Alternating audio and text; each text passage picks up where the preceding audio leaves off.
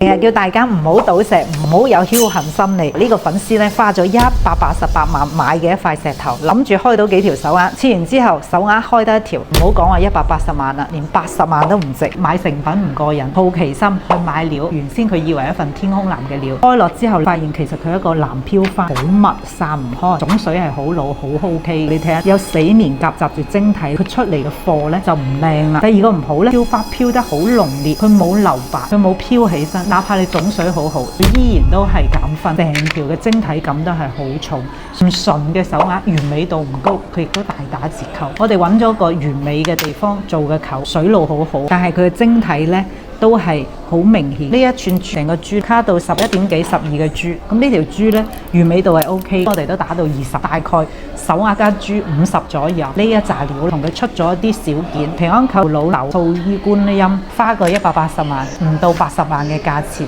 你話呢個教訓係咪好大？我相信同你有緣嘅翡翠，你一眼就會睇上佢，就會心心念。前前嘅工場呢度呢，每一日都喺度做貨，每一日都帶住驚喜，帶住期待，所以時間過得好快。如果大家都中意品質翡翠嘅，可以多啲嚟前前呢邊嘅源頭工廠睇睇，相信你一定不枉此行。